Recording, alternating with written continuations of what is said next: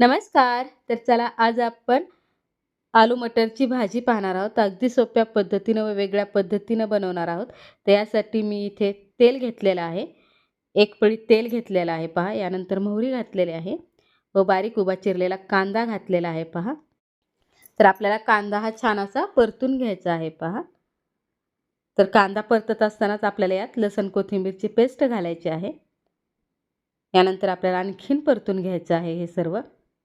तर पहा छान असं आपलं हे परतून झालं, की आपण यात मी इथे कच्चे बटाटे आहेत ना, म्हणजे कच्चा आलू, तर त्याचे फोडी बारीक कट करून घेतलेले आहेत व पाण्यात मस्त धुवून घेतलेले आहेत पहा. यानंतर आपण हे मस्त असं कांदा परतल्यानंतर आपल्याला यात घालायचे आहे व छान असं परतून घ्यायचं आहे पहा.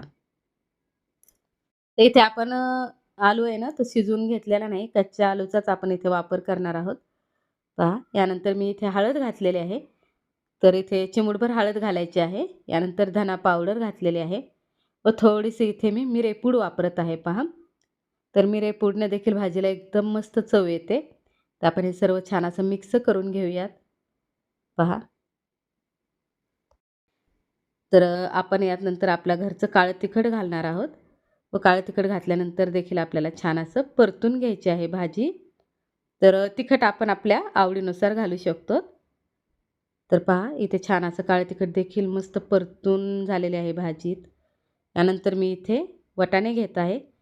तर पहा इथे मी वाटाणे छान असे आपल्याला गरम पाण्यात छान असे वाफवून घेतलेले आहेत व मग मी याचा वापर करत आहे. तर पहा वाटाणे देखील छान असे आपण यात परतून घेणार आहोत. त्यानंतर मी बारीक शेंगदाण्याचं कूट घालत आहे. तर आपण इथे ग्रेव्हीचा यूज करणार नाहीत ना, तर त्यासाठी मी इथे शेंगदाण्याचा कुटाचा वापर करत आहे. तर आपल्याला हे छान असं मिक्स करून घ्यायचं आहे पहा. तर भाजी परतत असताना आपल्याला गॅस एकदम मध्यम ठेवायचा आहे, जेणेकरून भाजी छान अशी शिजते आपली. यानंतर चवीपुरतं मीठ घालायचं आहे पहा. तर आपल्याला ही भाजी सारखं परतत राहायची आहे, कारण आपण यात पाणी देखील काही वापर करणार नाहीत. यानंतर मी यात बारीक चिरलेली कोथिंबीर घालत आहे पहा. तर कोथिंबीर घातल्यानंतर आपल्याला ही छान अशी परतून घ्यायची आहे. साधारणतः 10 मिनिटाच्या आत ही भाजी तयार होते. तर पहा आपली भाजी ही छान शिजलेली आहे. तर आपण ही भाजी प्रवासात, टिफिनसाठी वापरू शकतो आणि अगदी सोपी रेसिपी आहे. तर कशी वाटली रेसिपी नक्की सांगा. मस्त खा, स्वस्त राहा. Thank you.